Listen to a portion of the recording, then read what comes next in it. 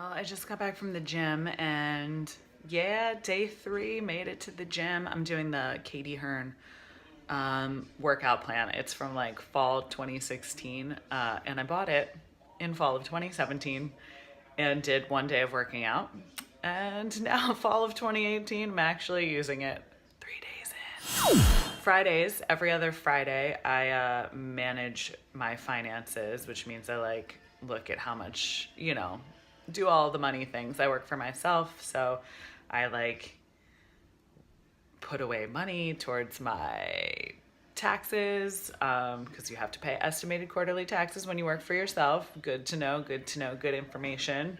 Somehow it took me way too long to figure that one out. Put away money towards my retirement account. Trying to be a responsible adult here, pay off my credit cards, all that good stuff. And while I was in the middle of that, I've got a call from a girlfriend who, I just saw last weekend. I was just texting with yesterday, and it sounded like something was wrong. You can just hear that sound in someone's voice. And it turns out that a girl we met working at a restaurant years ago, and a girl who we worked with at that restaurant who I was good friends with, but I actually don't think that I've seen in maybe about 10 years now, that she just passed away.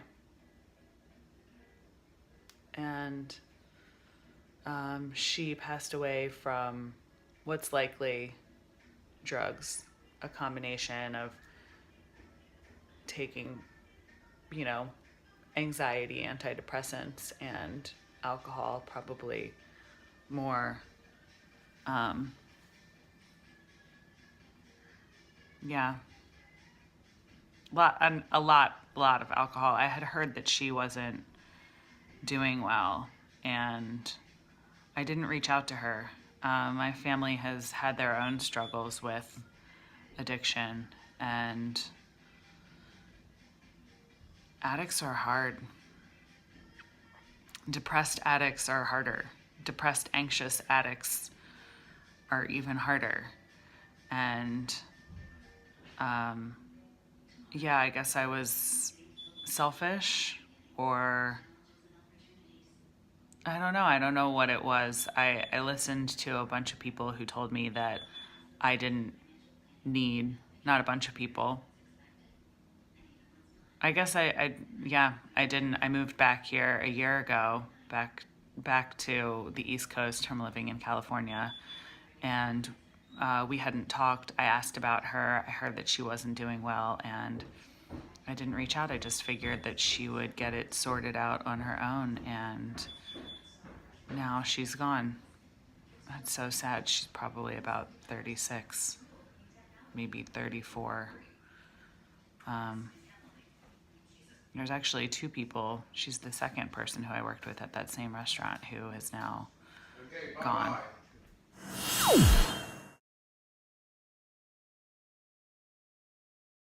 This is my favoriteest time of day.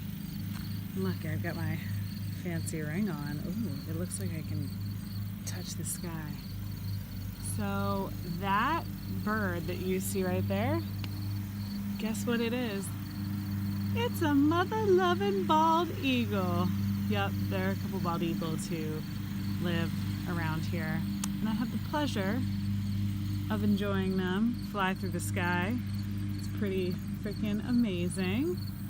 I don't know if you can hear that chirp, chirp, chirp, chirp, chirping of the bugs and the birds. It's really bugs. It's not birds. Those are all crickets. I thought that I would take some video of myself, because you know what I'm not doing? Not wearing pajamas and looking greasy. Well, I'm maybe looking greasy, but that's because my skin is really very naturally moisturized. So, oh wow, talk about shine. Camera angles are difficult. You know what I mean? They're difficult. Now my hand's in the way. One of these days I'm gonna get this. It's not today though. So yeah, It's Friday night. I'm gonna go out. I'm gonna do something. It's not gonna be, who knows, could be particularly exciting. Man, it looks like I have a lot of really pink lipstick on right now. Yeah. Isn't this ring pretty? I love rings. They're my favorite. I got a ring today. Guess who's gonna see it? You are.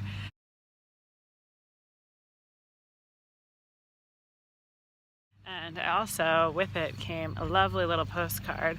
It says, "And intuition was her favorite superpower." And that's what I'm working on cultivating.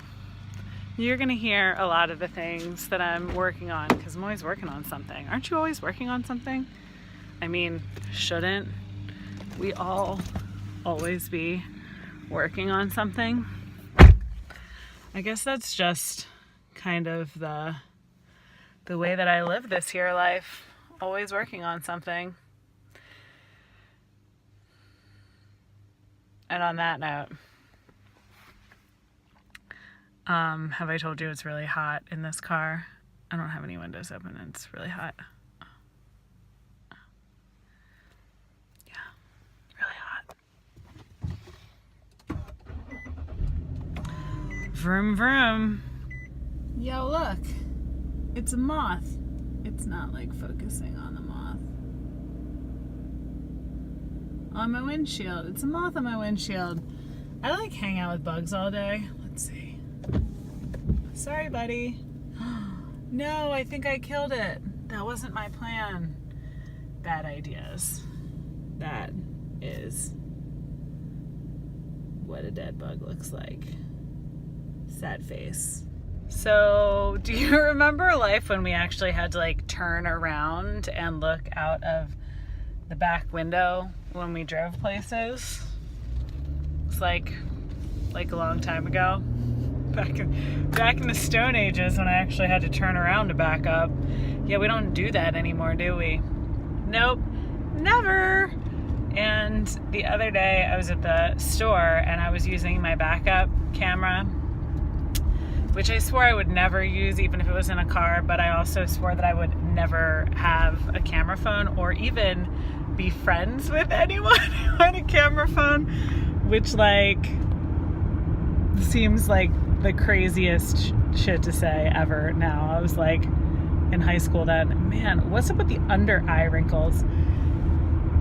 You know, maybe by video 5 I'll stop criticizing myself when I watch this, but until then I'm just gonna be maybe let's do that. I'm gonna be like adjusting to what my face looks like on camera, which is not something that I experience all the time. When I had a podcast, I had to edit all my audio, and I don't think that it was until I had one of the biggest breakthroughs that I had having the podcast was, wow, this is some fucking bad lighting. I wonder if this whole video is going to be upside down too. Was that I learned to love my voice, or not hate my voice. No, I think I like it. I like my voice, my raspy, sometimes kind of nasally, deep voice. Where was I going with this story? I've got nothing. Oh, friends, I just think it's hilarious, like the preposterous things we say sometimes about the future. Like most of the things that I said that I wouldn't do, I've done now. There was a time I was really hell-bent, you guys, this is going to be a big tell on myself, I was really hell-bent on like not having sex until I was married. And I remember telling my mom that. We actually used to get into an argument about this. It's pretty funny, a funny argument. It was like not an argument, it was a little bit more of a debate. But I was like, Mom, I'm not going to have sex until I'm married. Like, why? I want to be a virgin when I get married. And she was like, well, why would you want to do that, Katie? And I was like, well, why wouldn't I want to do that, Mom? Like, it just seems like the right thing to do. And she said, well, what if you and your husband have bad sex and you don't know about it until you're married, and then you're married, and then you're stuck with somebody who you have bad sex with? And I said, Mom, then and this is something that only somebody who's never had sex says, Mom, I don't think I'll know if it's bad sex, because wouldn't I only know bad sex if I've had good sex? Or like some sex to compare it to? Yeah, no, you know bad sex. Like the moment you have it, you're like, oh, yeah, this is awful. This should end now. And yeah, just one of the many things that I said I was not going to do. That we'll keep the rest of them under wraps, because maybe one day I'll want to like run for office, and it's fine if they know that I had premarital sex, but like the rest of those things, totally just kidding. I'm kidding, future senators and congresspeople. I'm just a joker.